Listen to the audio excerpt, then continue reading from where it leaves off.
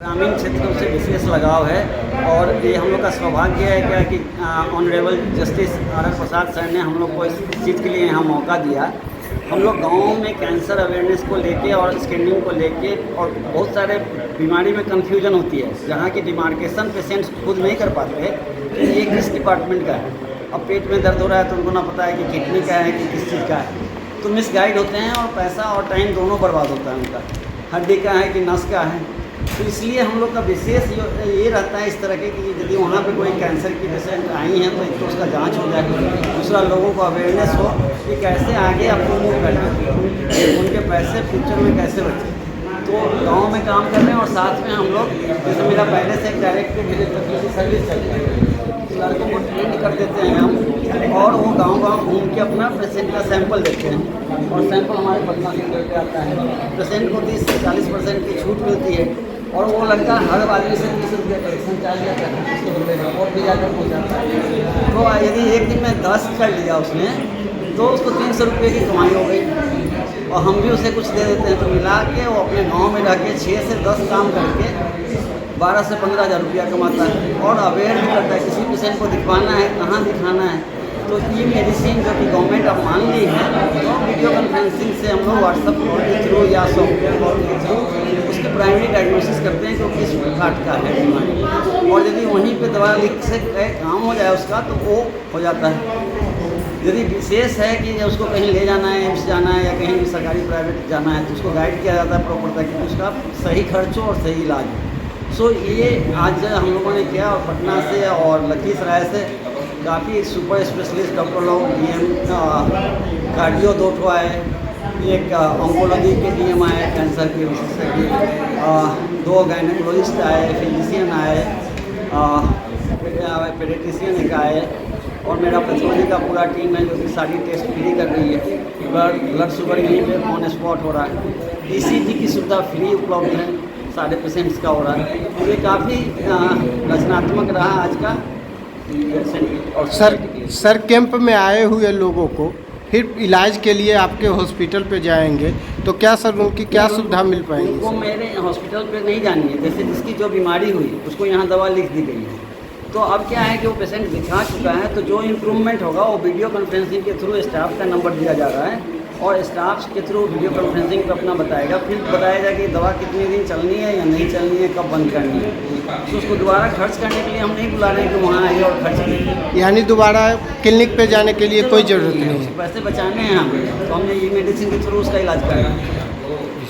Sir एक प्रश्न है सर, और सिविल सर्जन होकर रिटायर किए हैं और बगल में हम 4-5 साल 6 साल सीनियर होंगे फादर से सिविल सर्जन साहब हैं। मैं बचपन से जो देखा हूँ वो कैसे गायब हुआ है आपके हेल्थ सिस्टम में, वो बताता हूँ। पहली पोस्टिंग हुई थी फादर की मोहती नगर 6 बेडेड हॉस्पिटल, रेफरल हॉस्पिटल था वहाँ पे। तो वहाँ पे ना 3-4 रूम भरा रहता था, MS से, डेक्सोना से, डायलोना से, डिलीफाइलिन की, बिल की टैबलेट, दिस दैट, मतलब 2-3 रूम में दवा ठूंसा रहता है। तो पेशेंट को कहीं कुछ जाना नहीं होता था, इवन रिमोट एरिया में। PHC में दवाइयाँ मेट्रोडील हो गया, वो एक डाइगेस्टिन आती थी, इंजेक्शन एंटीबायोटिक में, ये सब भरा रहता था। धीरे धीरे क्या हो गया कि अब तो PMCH में आप जाएँ इमरजेंसी में तो वहाँ भी आपको दवाई का पर्चा मिलता है, समझ गए। सो डिटोरिएशन का भी हुआ है, मैन पावर का कमी हो गया है, हर एक डॉक्टर के ऊपर प्रेशर बढ़ गई है, even in government, even in private. So ये डिसहार्मोनी क्रिएट करेगा ही करेगा। इसीलिए कभी आप सुनते होंगे कि इस सदर अस्पताल में मारपीट हुआ, कभी PMCH में हुआ, कभी वहाँ हुआ, उसका बेसिक कारण ये है। तो आप सिर्फ बेड बढ़ाने से या मेडिकल कॉलेज बढ़ाने से नहीं काम करना, साथ के साथ आपको इंफ्रास्ट्रक्चर आपको डिसाइड करना होगा क्या क्या दवाइयाँ फ्री में मिलनी है, वो पर्याप्त हमेशा रहेंगी। पेपर में लिस्ट निकल जाता है, वहाँ रहता नहीं है, PHC में आके लड़ेगा इनसे, आप भी साथ में जाएंगे, समझ गए। तो ये हुआ है, ये बिहार का वास्तविकता है, ये ज़्यादा दिन का नहीं है, 20 साल का ही बात बता रहा हूँ। मेरा प्रश्न है सर कि हम लोग ई मेडिसिन की कंसेप्ट पे काम कर रहे हैं। सो क्या होगा कि यहाँ पे एक कंप्यूटर के थ्रू हम लोग OPD बनाएंगे जो पेशेंट्स आएंगे उनको किस डिपार्टमेंट के हैं, जो हमारे ट्रेन स्टाफ रहेंगे वो बताएंगे। उनसे नॉमिनल फीस लिया जाएगा जो कि मेंटेनेंस की कॉस्ट के लिए होगा, और उनको उस डिपार्टमेंट के डॉक्टर से ऑनलाइन दिखा के वीडियो कॉन्फ्रेंसिंग पे उनको दवाई लिखा जाएगा। और मैं कोविड में खुद 5000 से ज़्यादा पेशेंट का व्हाट्सएप के थ्रू वीडियो कॉल पे पैन इंडिया लोगों का इलाज किया, और मोस्टली उसमें से 100% क्योर हो गए, कुछ को ही हॉस्पिटलाइजेशन की जरूरत है। सबसे बड़ी बात ये है कि माननीय उच्च न्यायालय के न्यायाधीश सर के द्वारा ये आयोजित किया गया है। सुदूर ग्रामीण में इस तरह का आयोजन से लाभ ने बहुत लाभ मिला है, और ख़ास करके जो भी चिकित्सा कार्य हैं सब विशेषज्ञता प्राप्त अपने आप में, तो ये सुविधा मिलना तो आसान नहीं है। इसके लिए तो माननीय का बहुत बड़ा आभार है।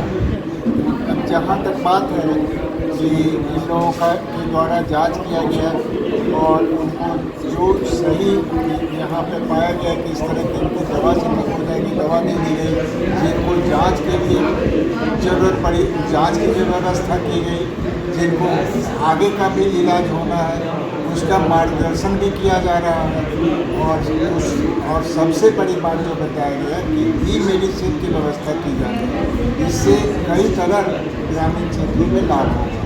लाभ ये होगा कि कहीं भी जाने के लिए आपको सबसे पहले पैसा, समय और जो आने जाने में परेशानी है वो बच जाएगा। ये यहाँ भी जो है की आमदनी है वो कम है, और ऐसे में बढ़िया इलाज ना होगा बढ़िया।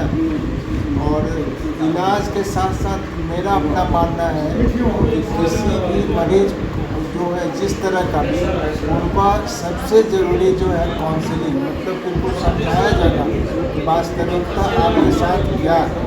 अगर वो सही सलाह सही समय पर मिल जाता है तो बहुत सारी बीमारियों में बहुत लाभ होता है। खास करके कैंसर के बारे में कहना चाहेंगे कि सभी प्रकार की बीमारियों से मृत्यु होती है, लेकिन कैंसर के नाम सुनने से ही एक भावना हो जाती है कि पता नहीं मेरा क्या भविष्य होगा। तो अभी मैं बताएंगे डॉक्टर प्रसाद के द्वारा एक मरीज को वो FNAC किया गया और उसके बाद वो ग्लाइकोमा पाया गया, तो बहुत बड़ी चीज़ नहीं है। और कम से कम उनको कितनी तसल्ली मिली होगी, जब भी गाँव होगा तो वो कितनी परेशान होगी कि क्या होगा कैसे होगा। तो ये बहुत अच्छी बात है, खास करके जब ये मेडिसिन की सुविधा हो जाएगी तो उसको तो बहुत काम नहीं सर, माननीय के द्वारा ये बताएंगे। हमने अपने कुछ डॉक्टर मित्र हैं उनको हमने ये रिक्वेस्ट किया, उनसे हमने निवेदन किया था कि हमारे गांव में एक मेडिकल कैंप लगाया जाए जहां फ्री मेडिकल सर्विसेज लोगों को दिया जा सके। इसमें डॉक्टर आलोक रंजन, डॉक्टर प्रभात रंजन जो कंकड़बाग पटना में जिनका डायग्नोस्टिक सेंटर है, डॉक्टर संजीव, डॉक्टर अभिषेक, डॉक्टर मनीष, डॉक्टर रूपम कुमारी, ये सभी लोगों ने इस प्रस्ताव को सहज स्वीकार किया, और उनके वजह से आज यह फ्री मेडिकल कैंप हमारे यहाँ लग सका है। इसमें सभी डॉक्टर्स का योगदान है। हमारे लखीसराय के सिविल सर्जन, यहाँ के DPM, यहाँ के SDM भी यहाँ आए हुए हैं, और ये बड़ी खुशी हो रही है। लोगों में इसका बड़ा हर्षोल्लास है और लोग इसकी सुविधा उठा रहे हैं। कैंप कितने बजे से कितने बजे? कि आगे भी इस तरह की कैंप लगते रहेंगे। सर कैंप कितने बजे से कितने बजे तक आयोजित किया गया सर? सुबह 11 बजे से लेकर के संध्या 4 बजे तक लोगों को ये सुविधा उपलब्ध है। मैं गाँव से जुड़ा हुआ हूँ और यहाँ आते जाते मुझे ऐसा महसूस हुआ कि आज भी स्वास्थ्य संबंधी सुविधाएँ यहाँ उपलब्ध नहीं हो पा रही हैं लोगों को। अभी डॉक्टर प्रभात रंजन साहब ने कहा कि एक महिला मिली है जिनको कुछ गांठ की शिकायत है, अब उनका FNAC यहाँ हो रहा है।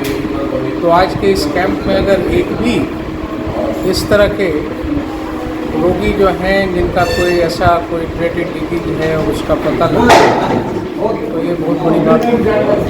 उम्मीद करते हैं कि ये सारे डॉक्टर्स आगे भी इस तरह की सुविधाएँ। धन्यवाद।